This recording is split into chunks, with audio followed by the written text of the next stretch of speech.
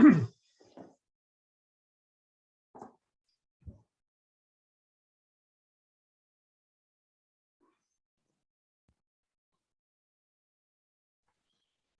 welcome. How you doing? I'm doing well. We're Nice to see you. ready to. Looks like we got a good group already in here. So Yeah. whenever you guys are ready to kick it off. Well, why don't we wait just like 2 more minutes? There's more stragglers kicking in. Great.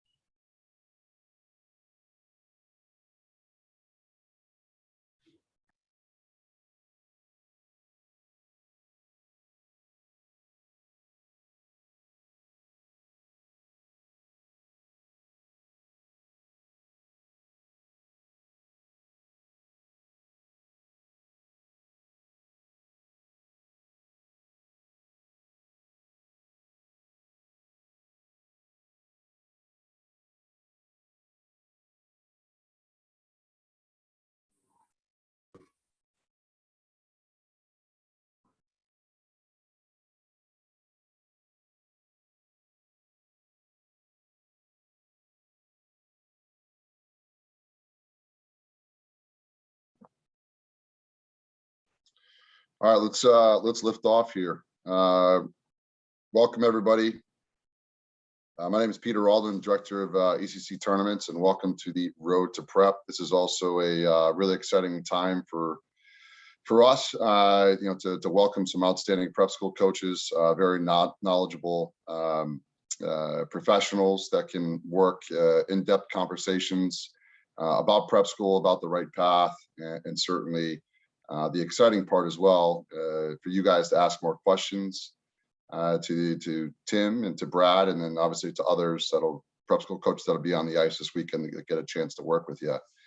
Before we get started, before Coach Jonkis and Brad start the conversation here, I do think it'd be appropriate, if you could, for you guys to turn on your cameras. I think it's nice that you guys get a chance to kind of advocate for yourself, and there you go, come out behind the shadows here. It's always nice in Zoom conversations when you get to see some of the folks that you're speaking with. The other piece too for our listeners, whether it's participants or the adults in this conversation, I think it's also important, guys, if you want to let your parents know that they're certainly welcome to be on this Zoom call as well too. The more information, the better.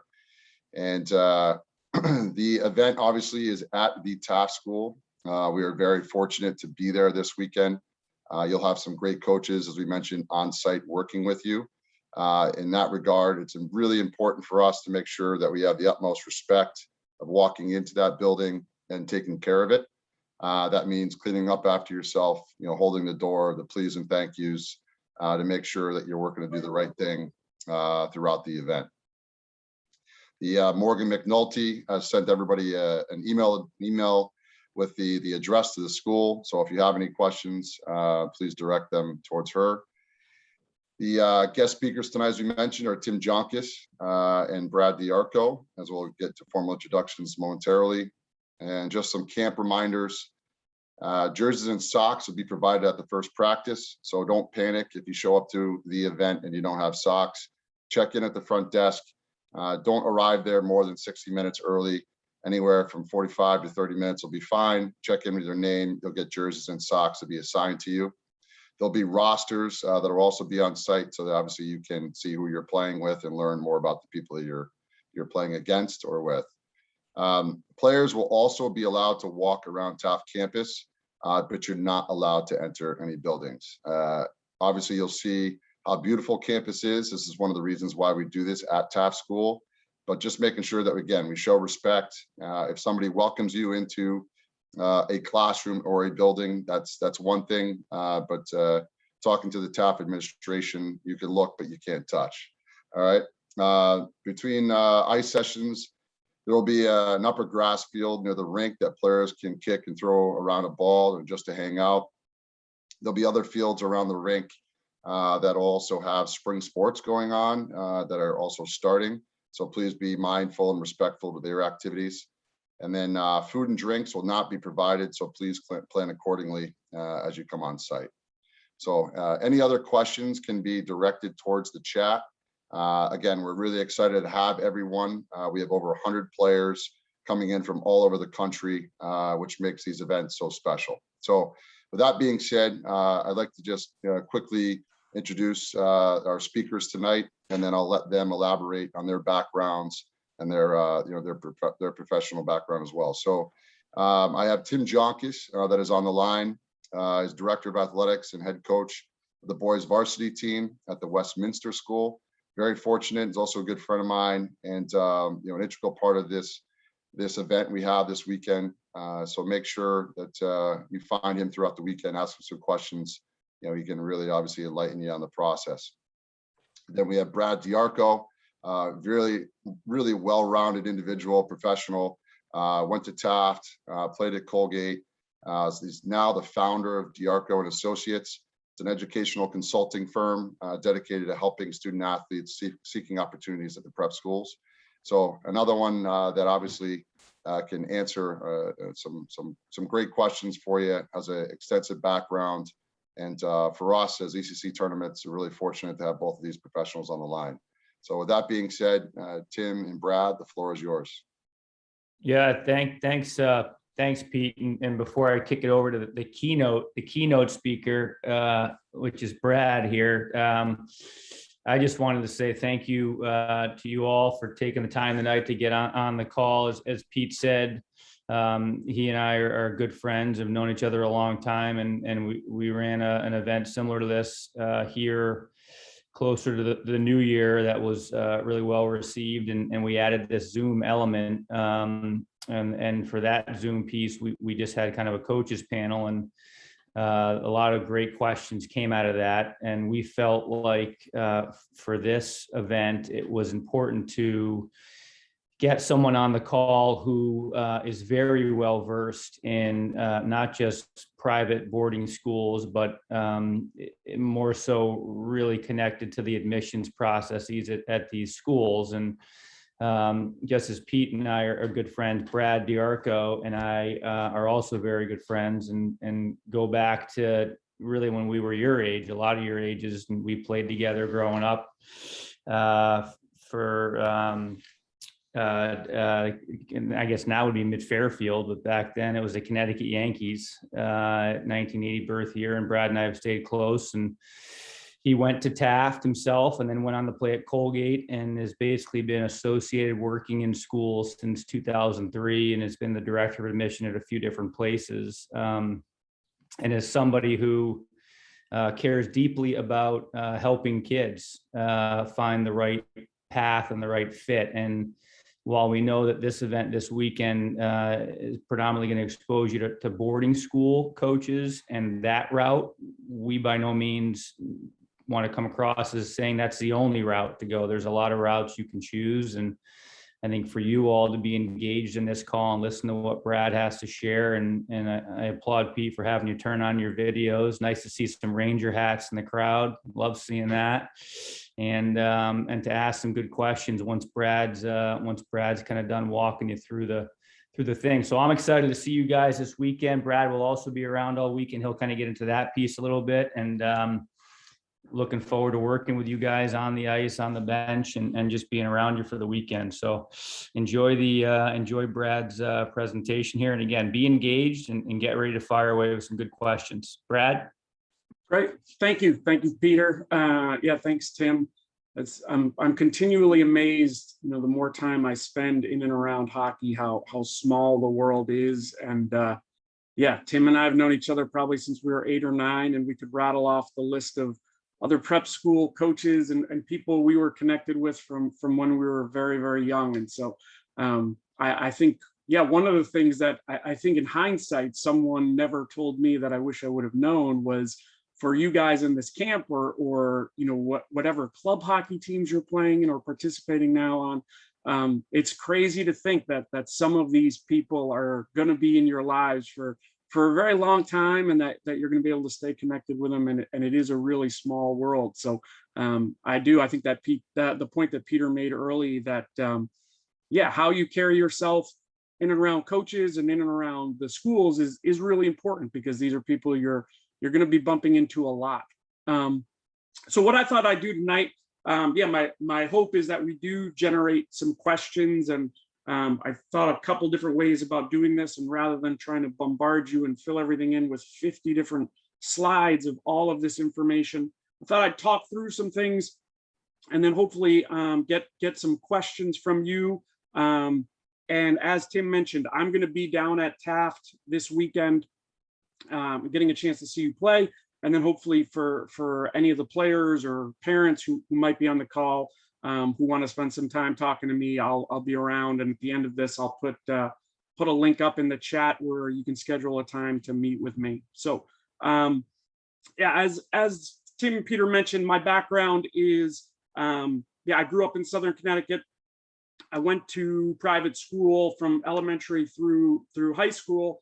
And then in 10th grade, I transferred to Taft, graduated from there, played my college hockey at Colgate, and then pretty quickly got into the world of education, and spent about 10 years or so in the admission office at Berkshire School. And I also coached the boys varsity hockey team when I was there. And I became the director of admission at the White Mountain School in New Hampshire. I was there for a number of years. And then following that, I was the director of admission at Northwood School in Lake Placid. And then, within the last year and a half or so, I've transitioned now to sort of the other side of things, and helping to support students and their families through this admission process. So to start, I thought I'd address some things, misconceptions, things I hear or as I go through this process and talking with families that come up, and then kind of walk through what generally the admission process looks like, and then talk a little bit more about specifically how the hockey end of this kind of fits into it, and that hockey recruiting part, and then take your questions. So the first thing I'd say, I think for a lot of people, one of the big misconceptions I think people have is that because there's some familiarity for families with this idea of like, well, it's similar to the college admission process, or I applied to college, how different can this be? It's really different. I think it's really different for a lot of different reasons. First and foremost, the age of you guys in this event, the age of the students who are looking at boarding schools is really different than college. Colleges are, and people applying to colleges are adults. Boarding schools and prep schools are for adolescents. And so the process is really different. And I think also the value and what, as a family, but also as an applicant, the things you should be thinking about are really different. And I think that idea of really starting to understand that both from an admission process and then also from a recruitment and a hockey standpoint, it is a really different process than what college hockey looks like. And I think also the understanding that sort of people think or talk about what can happen, it is really different. And so learning more about it and trying to familiarize yourself, I think, can not only be really helpful, but in a lot of ways can help alleviate a lot of the stress and the anxiety that I hear from families as they start going through this process. So I think it is really important to keep that in mind, that this is a different thing, and it's not going to work the same way as it did for parents when you were applying to college, or if you had an older brother or sister who's in college. This is going to look and feel really different. So from the start, one of the things I think I run into all the time when I'm working with families and talking to families a lot, particularly I think hockey families, is as they're thinking about boarding school, way too often I find their focus initially is really narrow. Like I'll meet with a family and they'll say, well, we want to look at boarding schools. And I'll say, okay, do you have any ideas of what schools you might want to, or what would be interesting to you about boarding schools? And they'll very quickly rattle off 3 or 4 schools. And when I ask, like, well, why do you think those are schools you would like? Or what about those schools is appealing to you? All too often it comes back to me, well, somebody on my team is applying there, or I knew a kid on the older team who went there, or these kids in my organization all looked at these schools, so those are the schools I'm going to look at. And for sure, those are very good reasons that you should include or think about, at least initially, inquiring at those schools. But there are lots of great schools out there. I think people are often surprised at how big and how many choices there are out there for students. And it really is about trying to find the right fit. And so I would really encourage, and the families I work with at the beginning of the process, I really encourage this idea of like, let's cast a wide net and really start. I think the biggest thing too, when I talk to families is like, well, what are you thinking about, or what's important to you in this process? What's going to be important to you in the school you want to go to? They'll come back and say, well, we want a really good school with good academics and a good hockey program. Right. There's lots of schools that have that. And so I do think it really is important to start thinking about some of the other criterias and things that matter to you. Location, size of school. Do you want to be at a single sex school? Do you want to be at a co-ed school? What are some academic programs or some programs outside of hockey that are important to you? And really build and start with a much wider net than oftentimes I see families start with. When I'm working with families, typically after our initial meeting, I'll generate a list of about 12 or 13 schools based on the criteria they gave me of roughly this is the location we want to be in. These are the size of schools. Obviously, we want a good hockey program and a strong academic program. And so, I really do encourage families and try to force them in some ways to start with a much wider net. And I think families are really surprised how when they give me sort of 4 or 5 things that they feel like are important, I think oftentimes their expectation is, well, you're just going to give me the list back of the names of schools I already know. And when they get a list back with all of these other schools, I think it does really help to open and broaden their horizons a little bit. And so the first thing I would tell you to start is that do some research and don't limit yourself just because, well, all my teammates are looking at these schools or I don't even know what that school is, or I've never heard of it. It doesn't mean that it's necessarily, not a good fit for you. So typically, as I said, I will start a family off with this idea of like, here's 12 or 13 schools that roughly fit those criteria you have. And then I encourage them to go through and start to do some research, go online, fill out an inquiry form with the school, get some information back, and start to see if potentially there's enough there that's appealing to you.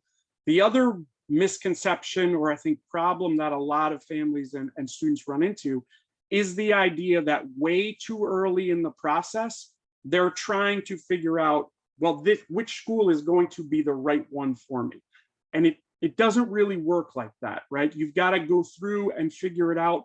And so when we start with that list of 12, we try and do some research and kind of narrow that list down to maybe 5 or 6 schools that seem really appealing.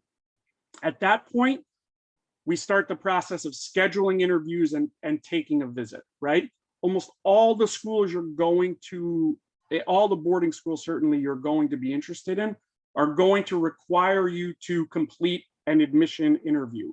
Most of them, if you are able, if you live close enough, if your family has the ability to do so, will strongly encourage you to come to campus and take a tour of campus, get to meet some people. If that's not possible for you, and there's a lot of different reasons why it might not be, all schools will allow you to complete your admissions interview virtually now through Zoom or something like that.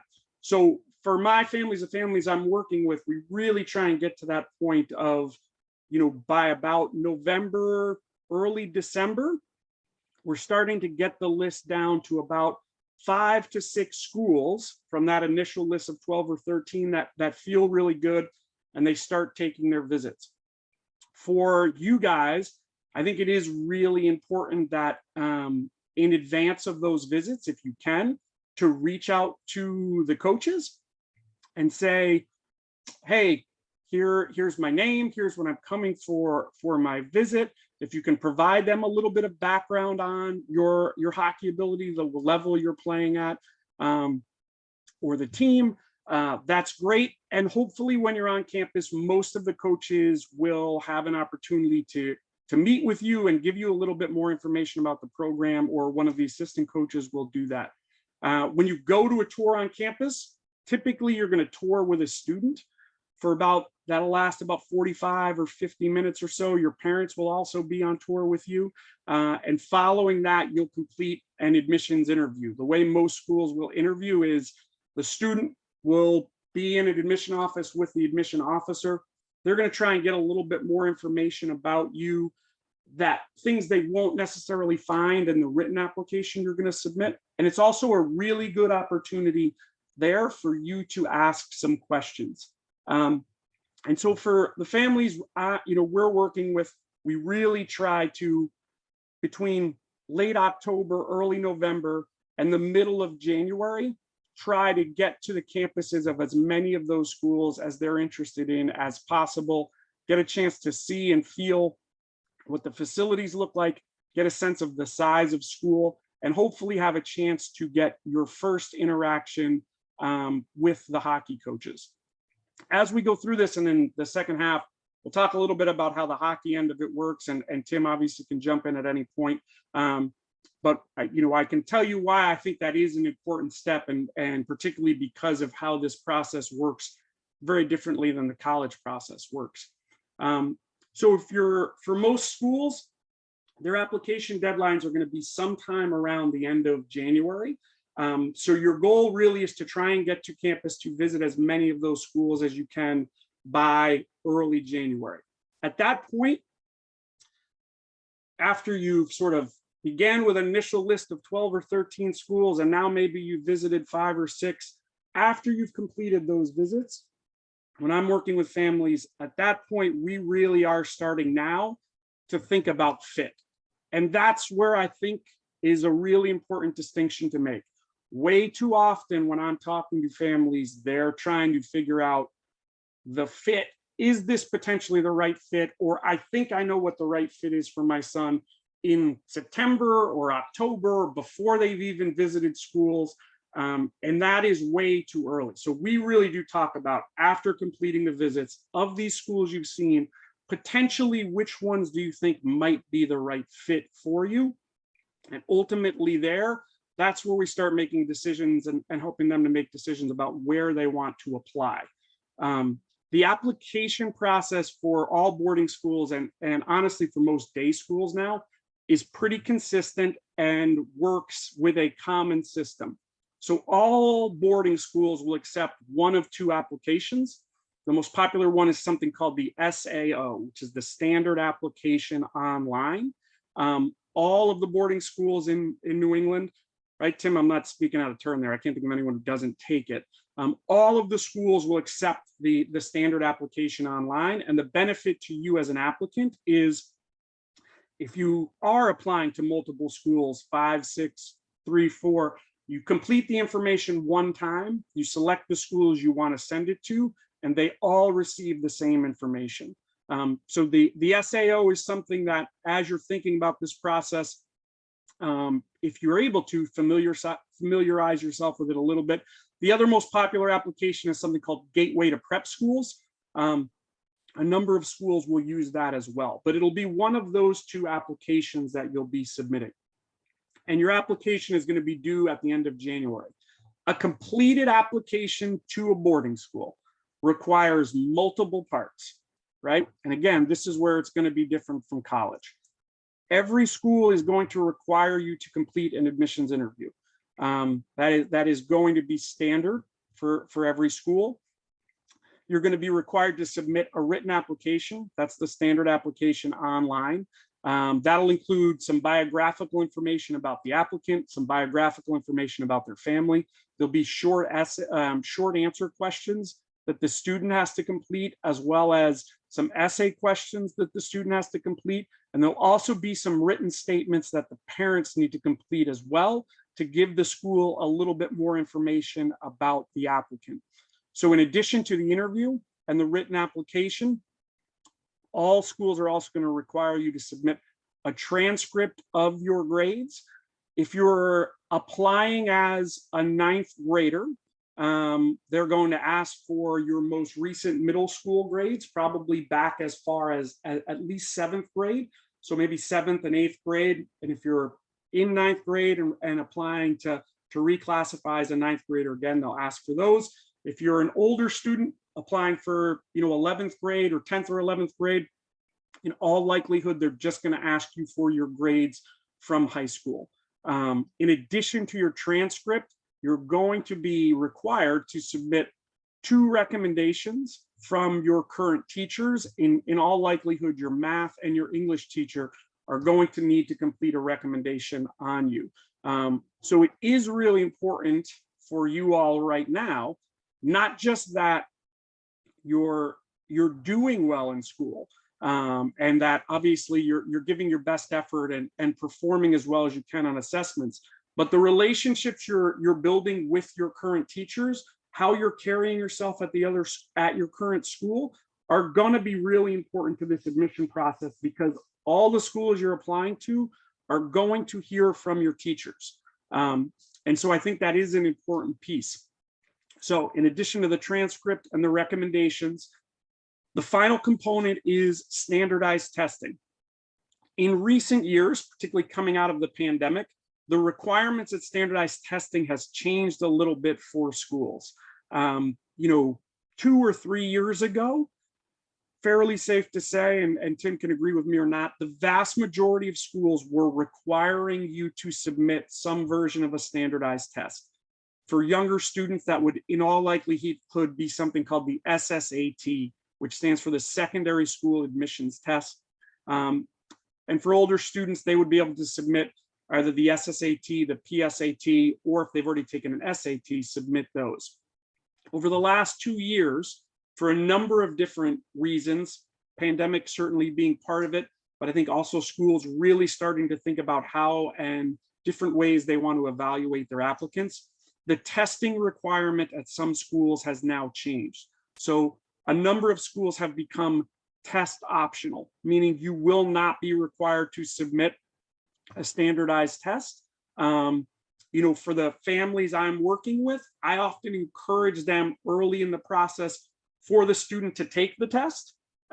If they do well on it, that can be a great asset and really help them in the application process. If the student's not a great standardized test taker or felt like they didn't perform, in most cases now you'll have the option as to whether or not you're going to submit those test scores or not. So all of those pieces are going to be due into the schools by roughly the middle to the end of January. Somewhere between January 15th and January 30th, you're going to need to submit your admission application materials. And again, that's an interview, written application, transcript, recommendations from your teacher, and potentially a standardized test score. If you're applying for financial aid, the financial aid application will be due at the same time that the admission application is due. And so for parents out there, the financial aid process requires you to complete something called the parent's financial statement, which is basically an overview from your perspective of your family's budget and giving a rough estimate of what you feel like you can contribute toward your son's education. And it will also require you to submit tax documents that the school will use to verify that. And they will accept all of those materials at the same time. Through the month of February, schools are spending time going through all of those application materials, reading and evaluating all of those application materials to send out acceptance, waitlist, and denial letters on March 10th. So from all of the boarding schools in the Northeast, if you submit your application by the end of January, their application deadline, you'll receive your admission decision on March 10th. For those schools you are accepted to, they will all offer the opportunity for accepted students to return to campus for something they'll call revisit days or accepted student days. And these are really critical pieces, I think, for me, when I'm working with families to say, look, we went from starting this process in the fall of this really large list just based on broad criteria. We narrowed that down to schools that you felt like you might be interested in and you visited. that got further narrowed after those visits to the schools that potentially might be the right fit. And at that point, after they receive acceptance letters, is when I'm really telling families that, like, look, now we are really trying to get dialed in on which school might be the right one for you. So numerically, or in terms of a funnel, as we kind of think about things in the admissions world, if we started with 12 or 13 schools, we narrowed that down to about 6 that we were going to visit. We may have narrowed that down even a little bit further to 4 or 5 schools that we may want to apply to. And then if we're accepted, I'm usually encouraging families to think about, okay, if you applied to 4 schools and you were lucky enough to be accepted to 4, we really probably at that point want to be thinking about which 2, maybe potentially 3 are the schools we're most interested in. And that's where we're going to go back for the revisit day. The reason I think revisit days are critically important is as much information as you can get about schools from their website and even from visiting the schools and talking to the coaches, the revisit day is going to be the first time that you really are going to get a sense of what a day is like for a student. All of these schools will invite you back to campus. They'll give you an opportunity to sit in on classes. Parents, they'll probably give you an opportunity to sit in on classes. You're going to get a chance to talk to administrators. You're going to get a chance to talk to coaches. And we'll talk about at that point what that conversation should look like. And then by April 10th, you're going to need to make an enrollment decision. So you'll have roughly a month from when you get your acceptance letter in March until April 10th to finalize your enrollment decision. And in between that, you'll have an opportunity to get back and revisit any of the schools you've been accepted to. So that is, I think, in terms of like the broadest sense of what the process looks like, that's sort of a rough timeline. And as I said, for me, when I'm working with families, you know, a little bit of the thought process that we kind of go through. And I think, you know, my big takeaways for you out of that would be this idea of please cast a wider net to start than you think you need. Right. And Tim, I can see you shaking your head. I would say we run into that a lot, right? Of, well, I know these 5 schools, those are the only ones we're going to look at.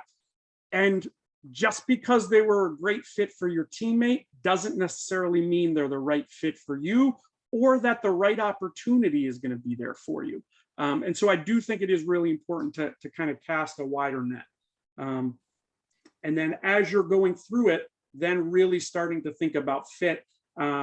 And that's where I think, yeah, you know, for the families we're working with, being able to broaden their horizon and also talk through what are the key factors we should be looking for around fit, and also helping them manage the process all the way through the admission process up until that enrollment date is some of the things that we're really working with families on. What I'm going to do here is, at this point, I'm going to talk sort of, which I think is probably most interesting or important to this group, right? How the hockey piece fits into this, right? That idea of recruitment, or how do I know if I'm going to get a chance to play at these schools? Before I do that, Tim, is there anything from that broader admission sense that I didn't hit on that you think we should cover? No, I mean, I think really for me, thank you, Brad, for doing that. And even for me to sit and listen to that. So I worked in admissions here myself until 2012, and then I became the athletic director, and haven't been that closely connected to the admissions process that Brad just laid out for you guys. But hopefully what became clear is that, you know, it's not an overly complicated process, but it is one that you have to give some serious thought to and do your research. And in the event that you need help with that, you know, Brad and others can certainly help you with that piece, because if you're not aware of the deadlines and the applications and the communication, you know, the process can become unyielding. And what I've seen is for families who aren't as familiar with it, to Brad's point, they don't cast as wide a net as they should. And then March 10th rolls around, and a lot of times they're left with fewer options than maybe they thought they were going to have. So I think step number one would be is, I guess, if boarding school is something that you are interested in, starting to really kind of dedicate the time to thinking more deliberately about that process and asking questions. And certainly as it relates to this specific program that you're involved with this weekend, that's really what it's geared for. It's geared to provide you all and the other 50 odd families who aren't on the call, just to give you more resources, whether it's the coaches who are going to be interacting with you, or whether it's Brad who will be in the rink and families can set up time with him, and using those resources to try to gather as much information about this process in hopes of, to Brad's point, finding the best possible fit. I mean, there are right around 65 boarding schools in New England that offer hockey. So that list is larger than maybe you would have expected. And frankly, a lot of schools that are maybe not in that group of 5 that come immediately to mind, that could be a great fit for you academically, athletically, and socially, and put you on a trajectory to accomplish your goals of playing the NCAA, but more importantly, helping you to continue to develop as a student, as an athlete, and most importantly, as a human being. So, Brad, it just kind of shaped it for me. I mean, it's a big and it's a big decision. It's a big process. It's a big decision. So that was just good for me to hear you kind of map it all out. It's been a while for me. So thank you. Well, and I'm continually amazed. I do. Oftentimes I'll get a family who will come to me and say, hey, we want some help. Because we went through the boarding school process last year, or maybe we didn't apply, but we looked at some schools, or we applied to some schools and he didn't get in anywhere, or no school was the right fit, or no school had opportunities for him hockey wise. And I'm sitting there often going like, wow, out of 65 schools, like no one had an opportunity for you, or like, that's oftentimes where I step back and go, well, right, you looked at 3 schools, and so that's a bit of a needle in a haystack, that you're hoping not only are you going to be admissible to that school, but that school is the right fit for you, in a place where you're going to feel comfortable, that it's the right fit for your family, meaning it's close enough proximity to your family or meets whatever other criteria your family may have. Oh, and then they also have the opportunity that you're looking for hockey wise. So there are a lot of things that you need to fall and come into focus for it to be the right opportunity for you. And I think because of that, sometimes people start way too narrow, and then ultimately get fixated on this idea that like, well, this is the school I knew, so this is where I want to go. And that may be well and good, but it may also be, come at the expense of some other great opportunities that you may have. So the hockey piece of this, and where hockey fits into this, and how that process kind of works, right? From my end, not only when I was playing hockey and trying to go to boarding school, but coaching in it, and now from the admission side and doing what I do as a consultant. I think there are few things that are less understood than the recruitment process for athletics, and even particularly the idea around hockey. So I'll start with the same thing I said when I talked about admissions. This is not college. So what I mean by that is college hockey programs and college hockey coaches, that is what their job is full-time, and they have a staff. Right. So at the Division I level, you're talking about, 4, probably 3, 4, maybe even more full-time people whose job it is to run, manage, and recruit for that hockey team. At the Division III level, it's not as big, but you're still probably talking about 2 to 3 people whose job it is to recruit for that hockey program. So for them, they are able to get out, they're able to see hundreds of games, they're able to see thousands of players, and they're able to make evaluations based on what they're seeing. Prep school hockey does not work that way, just to be very upfront. And the biggest factor in this, I will say, is there are no prep school hockey coaches whose full-time job is being a prep school hockey coach. Just so you know, all of them, as Tim said, they're athletic directors, they're teachers, they're dorm parents, they're coaching other sports, and they have families. So I think oftentimes what I hear from a family is they'll come and talk to me, or someone will reach out and call and say, well, hey, my son's a really good player. We're on the 5th ranked team on my hockey rankings, and he's the 3rd leading scorer, and no prep school coaches have called me. Like, okay,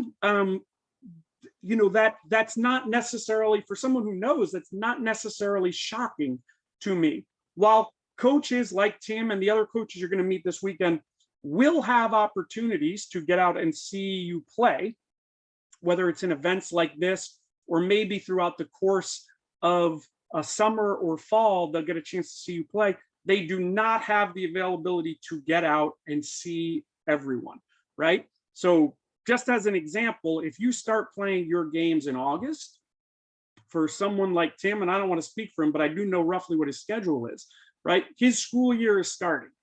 A lot of these schools run 6-day classes. So these coaches are working from Monday till Saturday. Saturdays, they're either teaching, they're doing their other work. They may be coaching a sport in the afternoon. Then they might be on dorm duty Saturday. So the only day they may have to actually catch a game would be on Sunday. And in order to do that, that means they're also not spending any time with their family. So it's really hard for them to get out and see as many or all of the players that they would like. The other part of this that happens is, I'm going to guess a little bit, but I bet you I'm going to be pretty close, right? Westminster probably gets, what, 12 to 1,300 applications a year, Tim? Is that about right? Of that, I would say at the start of the school year, what would you say? Maybe 300 to roughly inquiries come through of boys who may have an interest in your hockey program. Is that about right? Yeah, it's about right. 350-ish. Yeah. So again, to set up the scenario, and I'm doing this to paint the picture and also talk through it, right? We've got coaches who are doing a lot of different things, and they're getting all of these inquiries from players coming in, right? It's really tough for them to evaluate and do and see all of this. So typically what happens is they're getting these inquiries and they're going, okay, great. Hopefully some of these kids are going to come visit campus.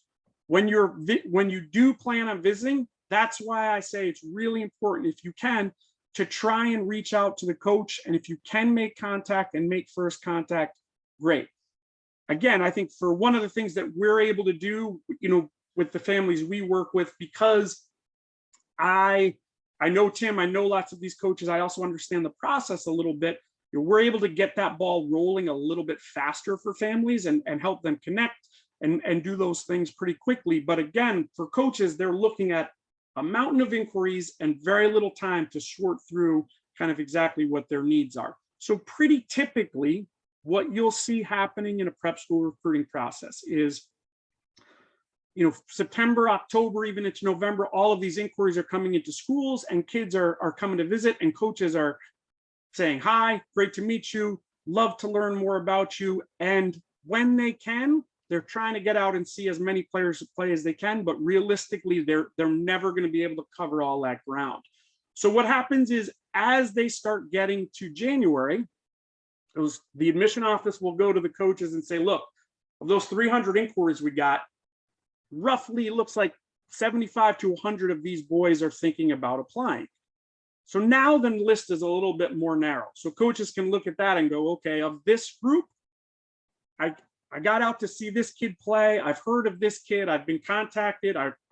Brad called me about this guy, so I know kind of who this is, and their focus will get narrowed.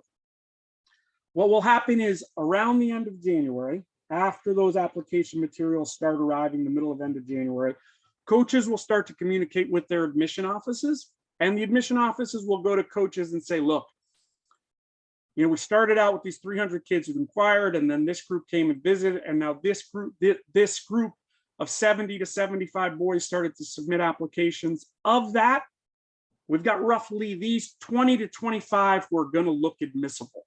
Now, at that point is when coaches, people like Tim and the other coaches you're going to meet this weekend, are going to go, okay, of this group now that reasonably looks admissible to our admission office, I need to go out and try and figure out which of them are going to be the best fits for my team, so that one, they have a sense of what they're looking at, can provide some guidance to the admission office before they send out their application or admission decisions on March 10th, and also start to shape their roster. So usually, and again, Tim, jump in any point, in my experience, it's a really important time, sort of in that stretch, end of January, right up until now, where coaches are out and trying to get a sense of like where players may fit into their program after it's gotten narrowed down a little bit further. And they're able to give a little bit better sense. Now, that's not to say that coaches are not actively out there and proactively encouraging boys to apply to their school. That absolutely does happen, right? Coaches do see players and have those conversations.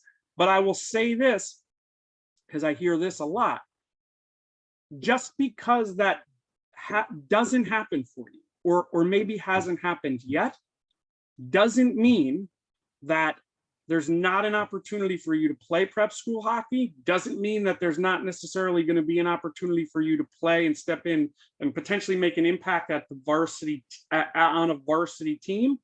It's just not a process like college hockey, where they're going to go out and do all of the evaluations, and it's a very set list of these are the guys who are going to be Division I hockey players, these are the guys who are going to be Division III hockey players, and then they just get sorted. Prep school hockey is really different, and so it does in a way more. Well, I'll put it this way: I think you absolutely need to be more proactive. You need to be engaged, and you need to be asking questions and figuring it out. And I think for us, what we do with families, because not only our ability to manage sort of the admission process, but because of our connections with coaches, but also because we have the ability to go out and watch players play, we're able to do some of that work for coaches. So a lot of times, like if I'm working with a family, I can call Tim and say, hey, I've seen these kids play, or here's what it is. And part of what they trust is the idea that I'm giving an honest evaluation about where a student would fit into their program. Here's the other thing that's really different about prep school hockey than college hockey. College hockey coaches are recruiting to bring in guys who are going to help them win that next year. That's the goal, right? Because their whole job is just that. Prep school coaches are thinking about it in a much broader and much more holistic sense, right? So first and foremost, because again, boarding schools are dealing with adolescents, not adults like colleges are, it is really important that they're finding kids who, regardless of their hockey ability, are going to be good fits at the school, that they're going to be able to be successful, that they're going to be good fits socially, academically, and that they're going to be happy. So that's a huge part of it. They're also thinking about, when they're evaluating players and how this impacts you, when they're talking to their admission office. In my experience, those evaluations typically go one of about 4 ways, where they'll see a player play and come back and say, hey, super nice kid. If the admission office feels like he's going to be admissible, you absolutely should admit him. And if he chooses to enroll, he'll have the opportunity to try out. But based on what I've seen, I think he'd have maybe a difficult time fitting into our hockey program. That's one thing. The other evaluation that can come back is, really nice kid. Potentially, at some point, he maybe could develop into someone who could have a role in our hockey program, but I'm not really sure. The other one you see a lot is, and this is where I do think there's a big difference, because I have these conversations a lot, and Tim actually and I had this a couple times, is I think this is a really great kid. I think he could be a great fit for our school. I think he could be an asset to our hockey program, but I'm not sure that he's going to be on our varsity hockey team next year. So that's another form of that evaluation. And I know for me, when I'm working with families, taking that information and figuring out what that means for them in their timeline. That doesn't necessarily mean that you shouldn't go to that school, right? Because that could be a great opportunity for you, even if it's not exactly what you may want that next year.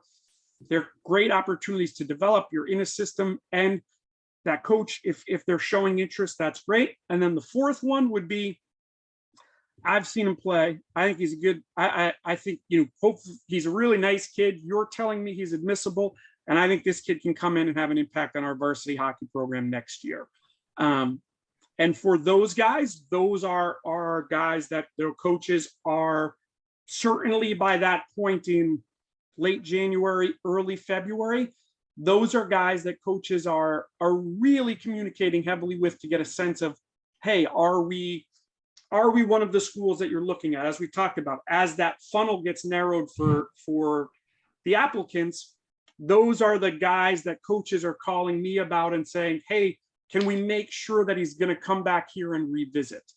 This is a guy that we're really interested in. But I think that really understanding that the process works really differently than college hockey. And if your belief is that, well, as I said, I play for this team and we've got a really high ranking on my hockey ranking and we're playing all of these tournaments, and so that should be enough. And after that, like, all of these boarding schools are going to want me. I can tell you, like, there certainly are instances where that does occur, but there are lots of times where I talk to families and find great kids who would be great boarding school applicants, who are excellent hockey players, who can make an impact on somebody's varsity hockey program, who either were not proactive and didn't really understand the process, so they missed out on opportunities, or again, they kept their focus so narrow that there were lots of great schools out there that where the student could have made an impact and could have had an opportunity to play and would have been a great fit for them academically and socially, but because it wasn't one of the 3 or 4 schools that the other kids on their team normally applied to, they never heard of it and it never jumped on their list. And so, I think that's it's a really critical piece. And I know for me, as you can see, I think one of the things I spend a lot of time dealing with early on with families is helping them understand that, like, 1, it's not the same as you may think it is. 2, a lot of the information I certainly know that I hear people passing around rinks and the locker room chatter and things that go on don't accurately represent what the process looks like. And so for us, one of the things we do, my company does, is 1, really helping families manage that. I think certainly from a hockey standpoint, because of our connections, our ability to get out and evaluate players, our ability to provide that honest evaluation to coaches, and also be able to provide that evaluation in context of understanding, look, I know what the admission standards at each school, at each of these schools look like. So I'm able to say, based on this student's academic profile, based on his ability, in some cases, based on their financial aid profile, these are the schools that are going to be good fits, and able to communicate that to coaches so that we can help manage that process to create those opportunities for students as we're getting into this time of the year. So, for boys who right now have gone through this process this year, this next week is a really big week for them. They're all going to be hearing from boarding schools on March 10th. And I know for the clients and the families I'm working with, we really do try and take some of that pressure off. March 10th can be a really good day, can be a really stressful day, can sometimes be a really disappointing day. So we're really working with admission offices and coaches to try and make sure that our families have an understanding in advance of this, of where they fit into these applicant pools, and have a little bit more, and in some cases, honestly, a significant amount more clarity around where they may fit into that hockey program. And as I said, for us, a lot of the families we're working with fall into different categories in that recruiting cycle we talked about. Sometimes we're working with students who the expectation from them and from the coaches is they're going to jump right in and have an impact at the varsity level right away. That's great. For other students, we're really talking about, hey, this school is the right fit for you. This coach is really excited about you. The plan is probably going to look like next year, some type of a different developmental model, whether that's spending time with the varsity and the JV, working with coaches to develop, and then the timeline for you to be on varsity is going to be here. But I will say, one of the things that is critically important in that timeline we laid out is, March 10th, you're going to get your acceptance letters. At that point, coaches will know, okay, these are all the boys who've been accepted. And they'll also have a sense of these boys who are accepted, these are the ones that we think are coming. So when you're going back to schools for those revisit days, or in that month between March 10th and April 10th, that's really a good time to start talking to a coach directly about, hey, where do you think I'm going to fit into your program? Because the other thing I will say is I get this a lot from families. They'll visit a school in October or talk to a coach and ask them, well, where do you think I'm going to fit in right now?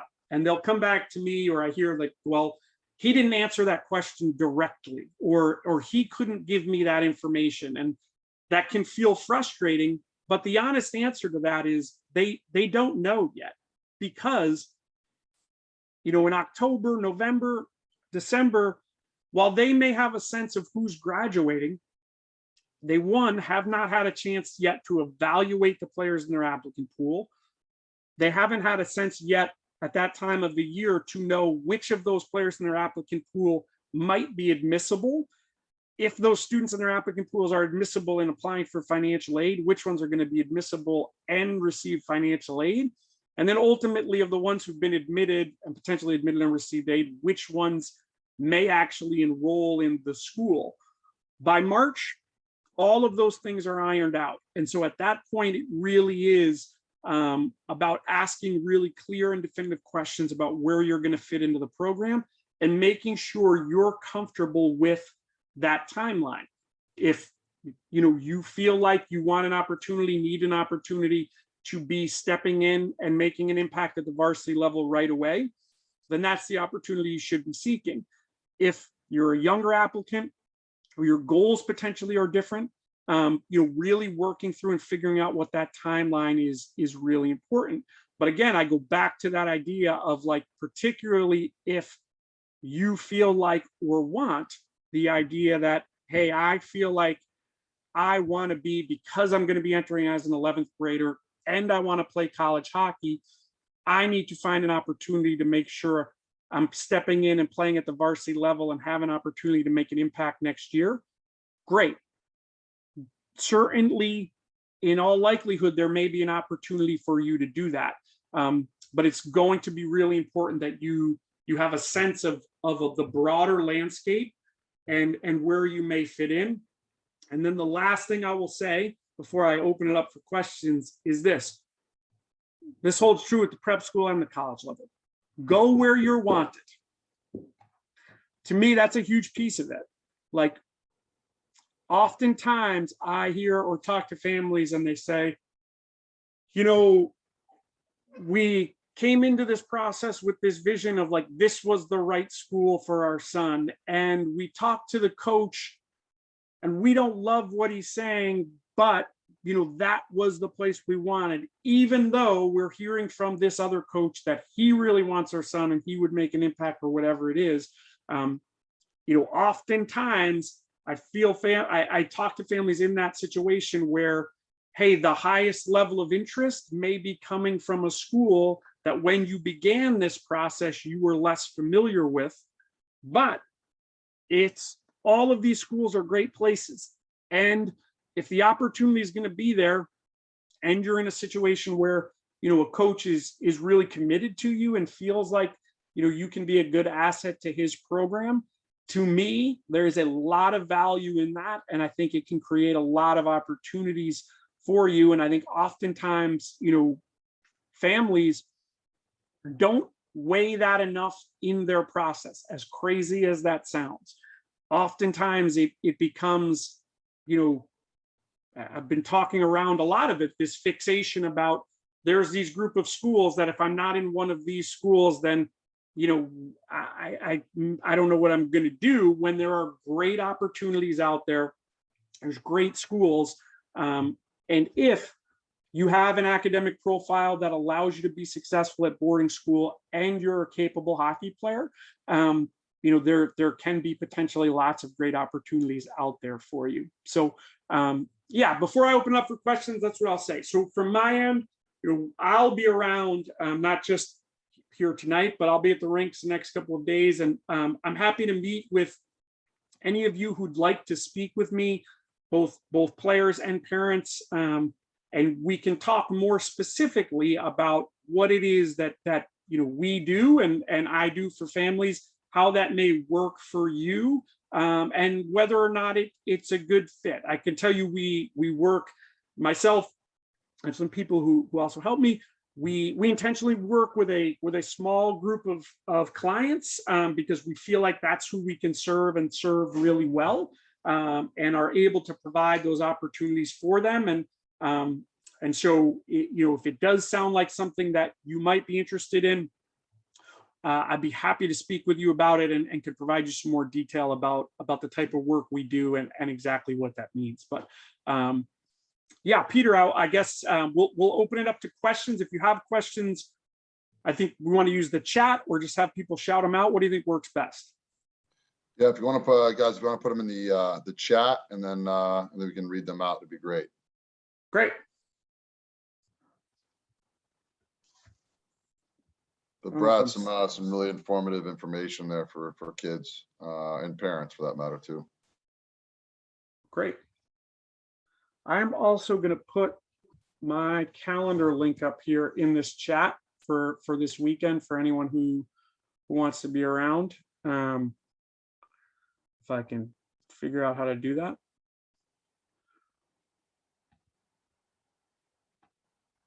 All right. Are we seeing any questions come in?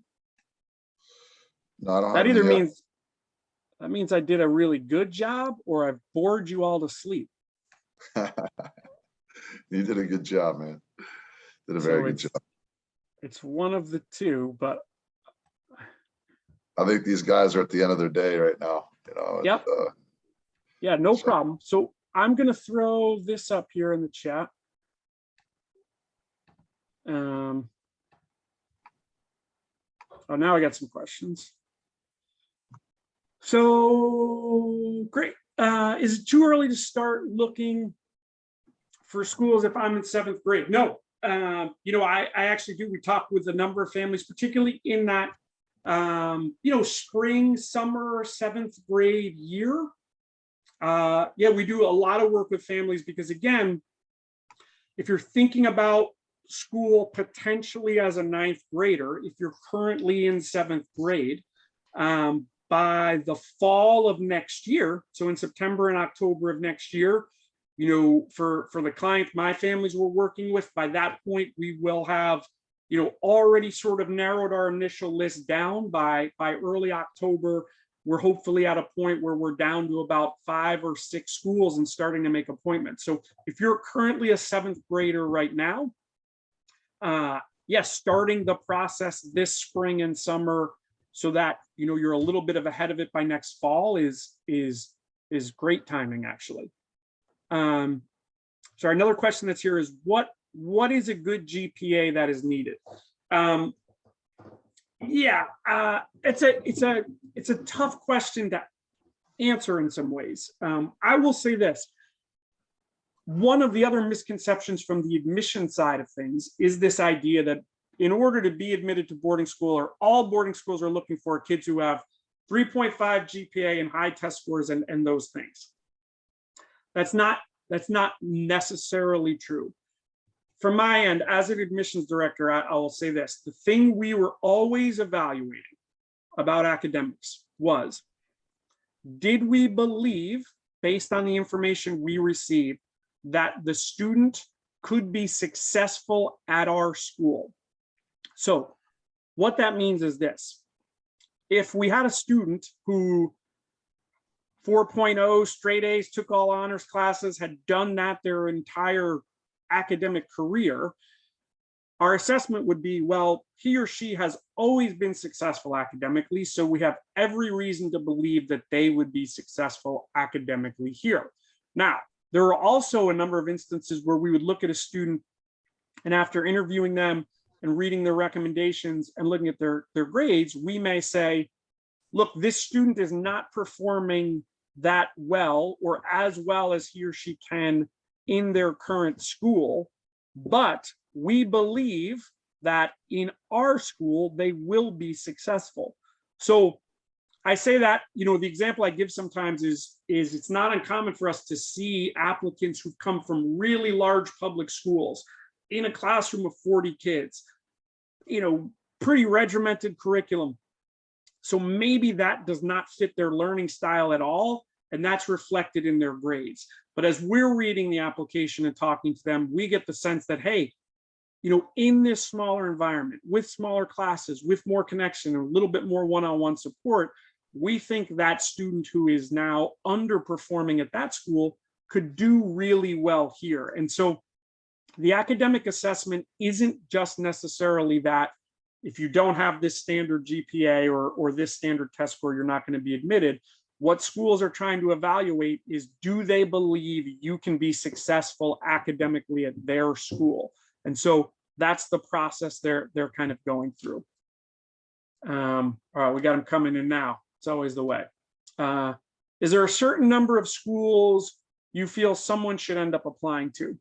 Yeah, it's a little bit varied. For me, I always sort of think about, you know, kind of minimum number of schools I really like to see it get applied to is 3.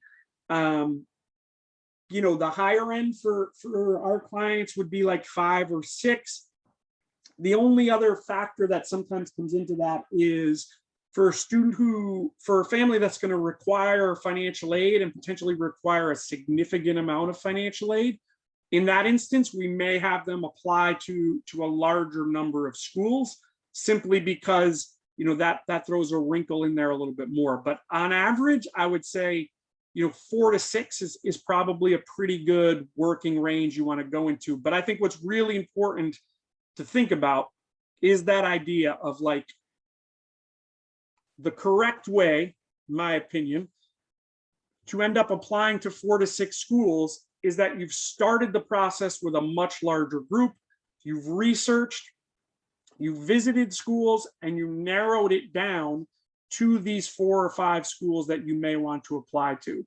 Way too often, and I keep going back to it, the biggest mistake I see is families begin this with, these are the 4 schools I like.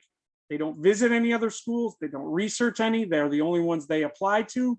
And even sometimes they may get positive admission decisions out of it and find an opportunity. It doesn't necessarily mean that that was the best or right opportunity for that kid. You know, Tim and I can tell tons of stories of kids that we've known at schools we were at, or kids who've gone to other schools that we've said, like, hey, happy he's here, or, you know, too bad we lost him, but he would be a better fit if he had looked at this. And so for me, I think that's really important.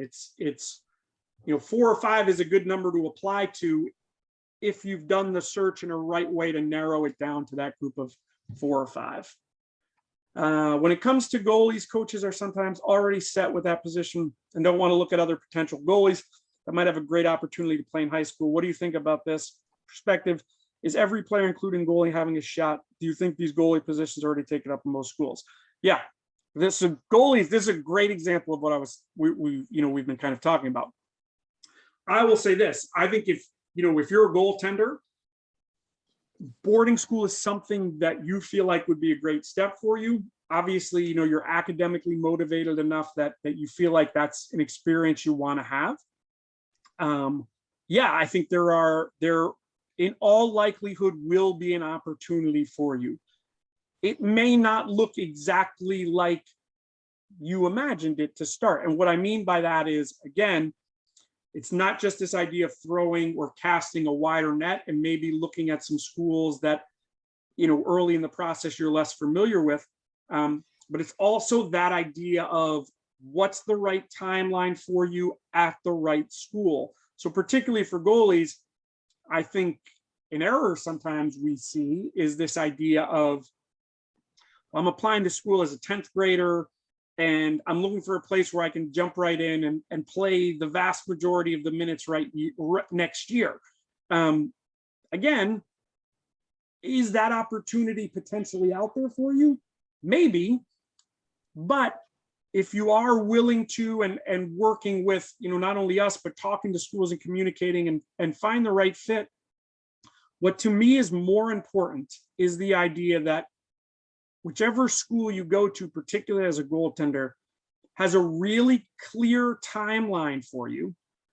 You're working with a coach you can trust, and he's saying, look, here's where I think you'll be next year.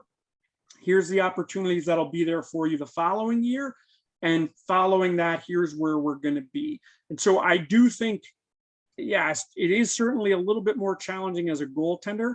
But I think if you go about the process the right way, you're open to lots of opportunities, and you also are open to the idea that the timeline may not look exactly like you dreamt it up, right? That you're jumping off your club team and jumping into the varsity to be the starting varsity goaltender at a prep school next year.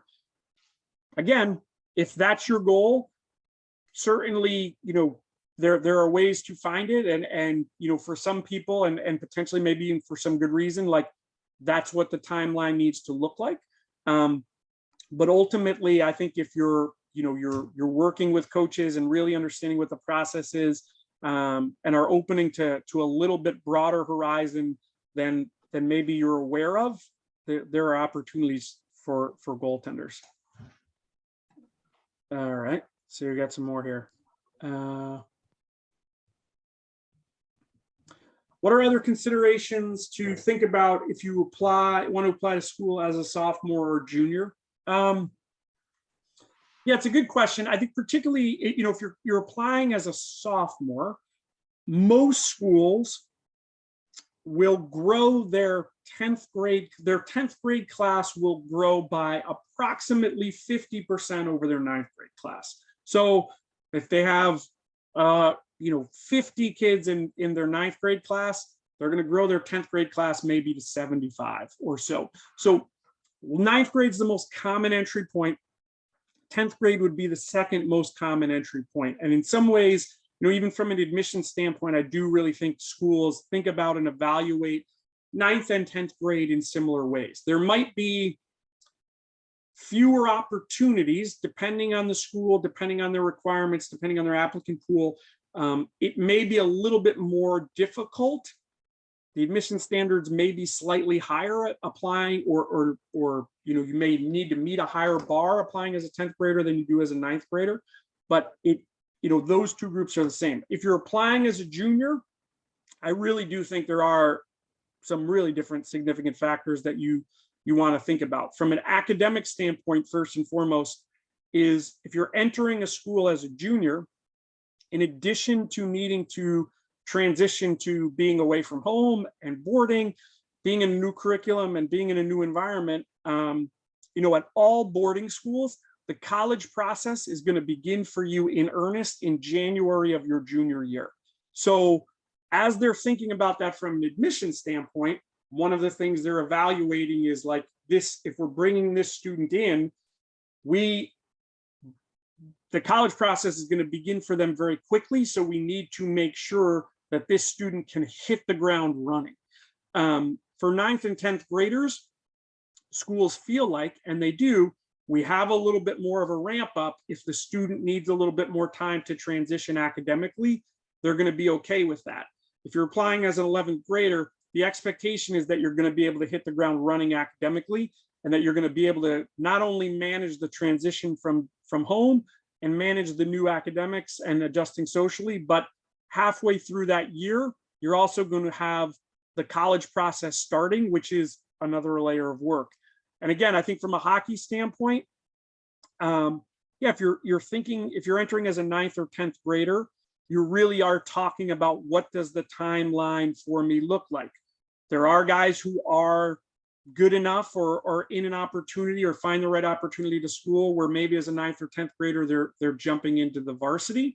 Or as a 10th grader, coaches are talking about, hey, this is what it's going to look like. Maybe you're on the varsity, but these are the opportunities. So to me, in those grades, it's definitely more of a conversation about timeline. If your expectation or goal is to play college hockey, and you're entering school as an 11th grader, you do really want to make sure that you're finding a school that's going to give you an opportunity not only to make the varsity team, but that you're probably finding yourself in a situation in that year where you're getting an opportunity to play in critical minutes. And to me, that's something we talk a lot about too, particularly for older students, right?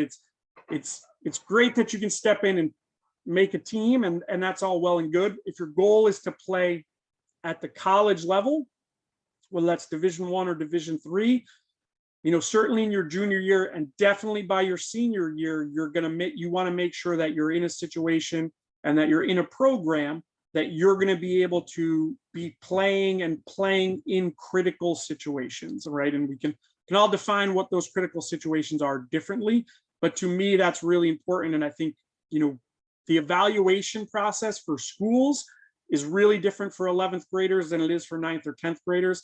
But I also think the thought process for families, if you're entering as a 9th or 10th grader, needs to be really different than if you're entering as an 11th grader or postgraduate. Do the majority of schools take into consideration financial aid for athletics and academics? If so, what is an average percentage that schools give? It's a good question. Here's what I'll say. The vast majority of boarding schools do provide need-based financial aid, meaning they're not basing it at all on your merit as a student or an athlete. So part of that process will be, if you submit your financial aid application and you submit your admission material, and they make a calculation that your family can contribute $30,000 towards the tuition. The honest answer is Tim Jonkis, Brad Diarco, the hockey coach at whatever school, can walk into the admission office and say, look, this is the greatest kid in our applicant pool. He's going to make a huge impact on our hockey team. We'd love to have him. The admission office will say, that's great to know. And it certainly may help to shape our thinking around what our admission decision will be. But in all likelihood, it's not going to impact the financial aid decision. There are some schools that will offer merit money or merit scholarships as part of a financial aid package. They tend to be small portions of a financial aid award that existed or a nominal amount in addition to the financial aid award. By that, I mean, you may receive a financial aid award of $25,000 and a $5,000 merit scholarship on top of it. But boarding schools in the Northeast do not provide athletic scholarships. And again, that's one of the huge differences between colleges and prep school. In college, the coaches can walk into a rink, assuming you've met kind of the minimum, certainly at the Division I level, if you've met the minimum clearinghouse standard, those coaches can, by and large, on the spot, make a decision that not only will you be admitted to the school, but they're going to provide you with a full scholarship. Prep school coaches do not have that ability. Again, I think there's a misconception out there that somehow or some of them do, or by and large, it's largely not the case. The financial aid process is need-based. It's a really consistent system. All schools use the same metrics. They can interpret the numbers differently. So sometimes there is a variation in the award. Largely, that variation is going to be based on how they're interpreting the financial aid information you've provided, not necessarily definitive or based on their assessment of you as a student or an athlete. And so, yeah, so and I will say this, when I'm working with a family who's thinking about financial aid or needs financial aid, or it's a factor in their decision, and that part of the conversation comes up, well, if he plays well, or if he's good enough, do you think we can get, or how much money, or whatever it is?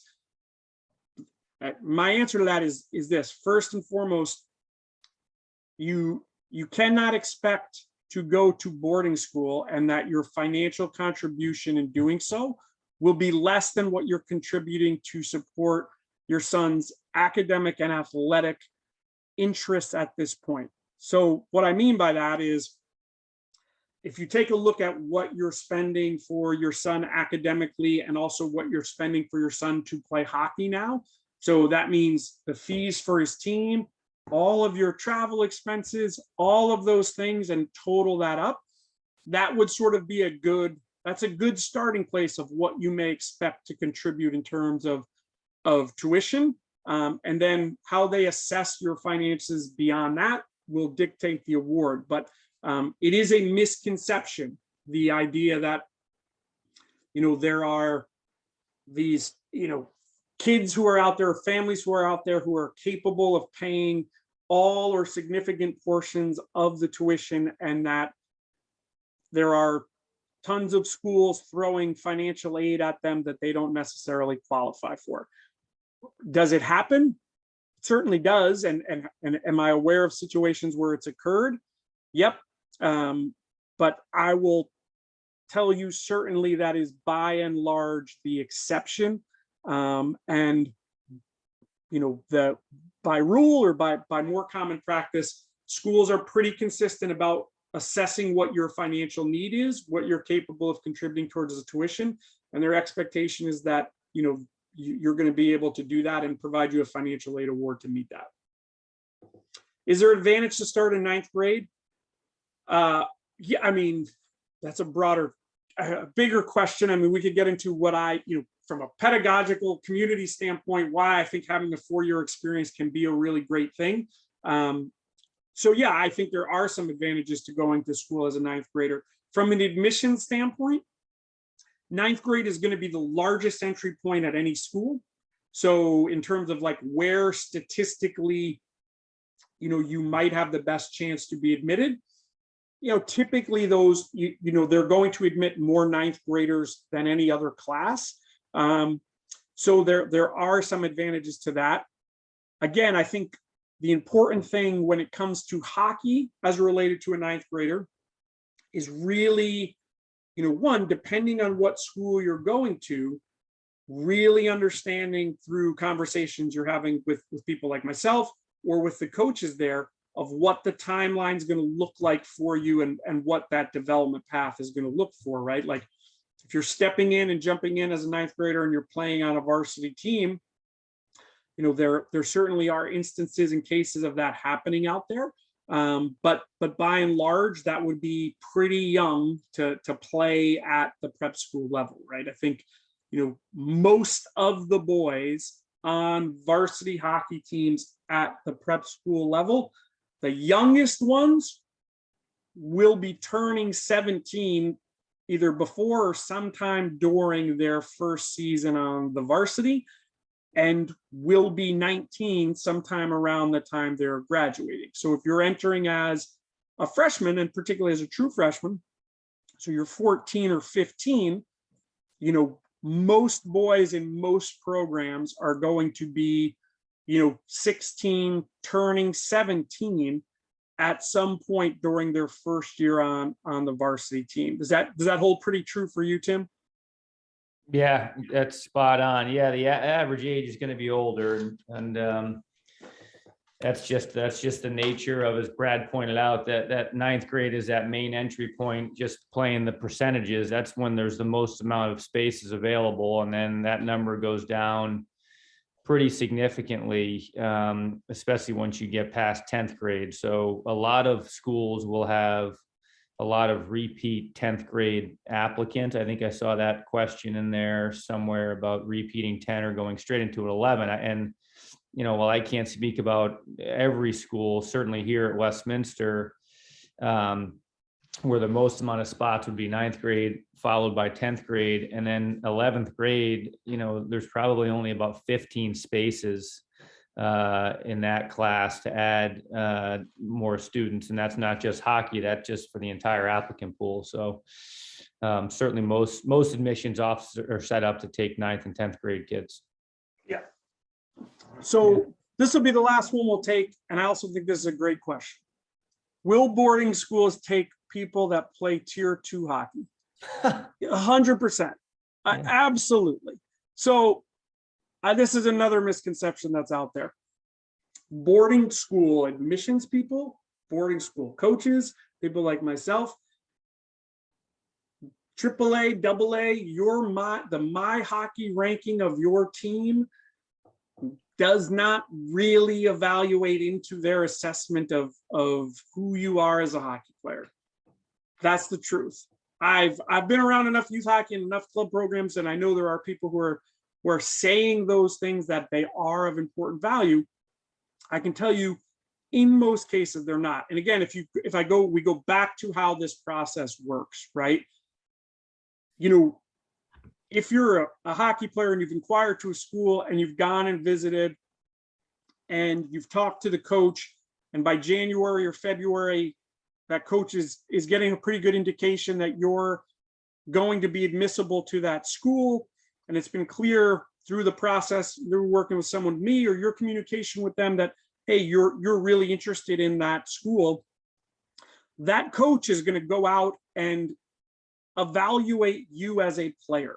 He is either going to go see you play, or he's going to get video on you, or he's going to talk to some people who have seen you play.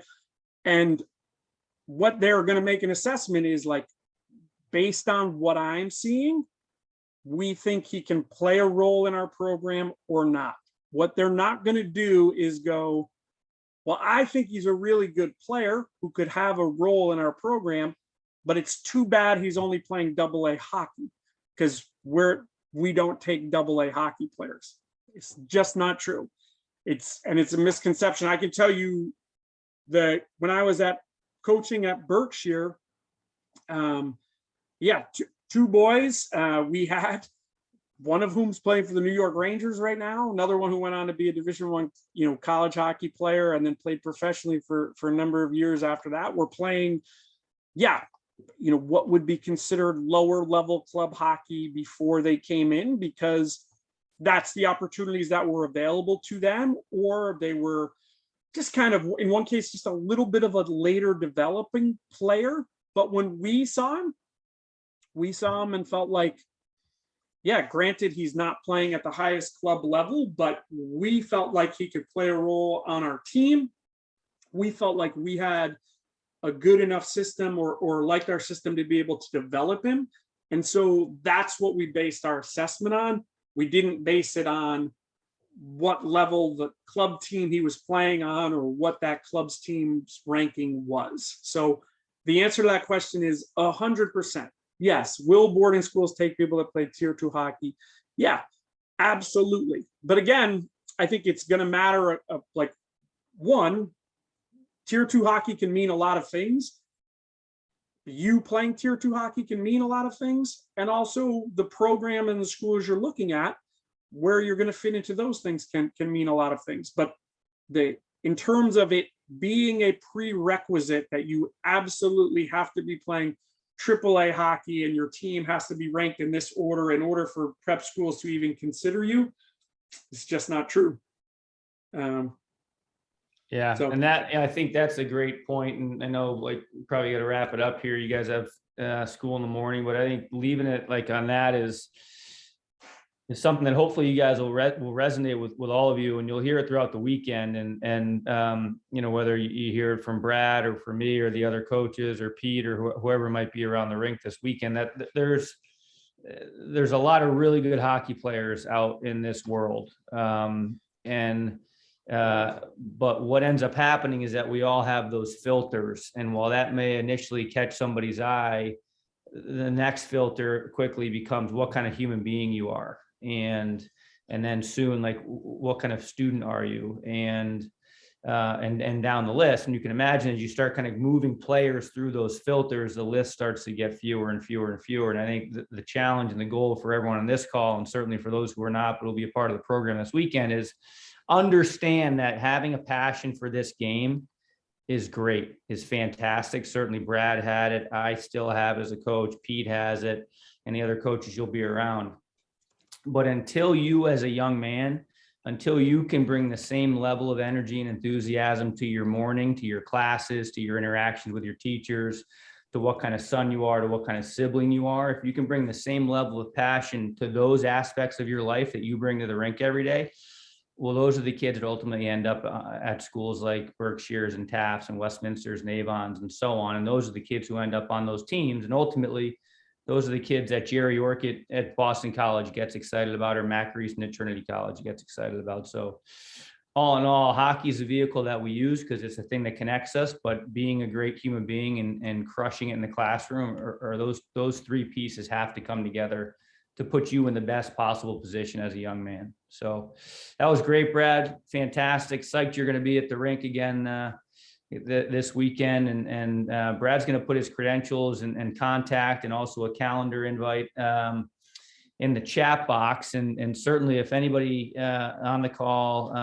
would like to chat with him further, he will be around the rinks all weekend, as will I, as will Pete and any other coaches. And as I said at the beginning, that's really what this program is designed to do. It's just designed to give you all the resources and the contacts to reach out to the coaches who will work with you this weekend, or Brad or Pete, to ask good questions and to gather information and to help you navigate the process of what path might be best for you. So, I know I speak for everybody when I say we're looking forward to working with you guys this weekend, and for the parents who are on the call, don't hesitate to come up to any one of us all weekend and ask questions and just chat. We enjoy doing that, and we want to help as much as we can. So, Brad, you want to add that stuff? You added it in. Great. So that's That's Brad's great. stuff. Yeah. So please, if that link is there, and that'll just help me stay organized, obviously, if you can use it. But ultimately, as Tim said, I'll be around, and feel free to grab my sleeve, and if you'd like to talk, I'm happy to do it. Even if it's just to pick my brain a little bit. I love talking hockey. I love being around the game. I'm also kind of oddly fascinated and a bit of an admissions nerd, and love those things too. And so I'm happy to talk through kind of all of those things, and I enjoy doing it. And so anything I can do to help, that I'm more than happy to do so. Great. Thanks, Brad. Pete, you want to wrap us up here? I think it was recorded too, so we can certainly share this and put it out wherever. Yeah, we'll record it, put it on YouTube, and then send it out to all the participants. But Tim and Brad, thanks for the information, and can't wait to get started this weekend, guys. Thank you. Great. Awesome. Great. All right, guys, we'll see you this weekend. Thank you. See y'all. Thank you. Thank you.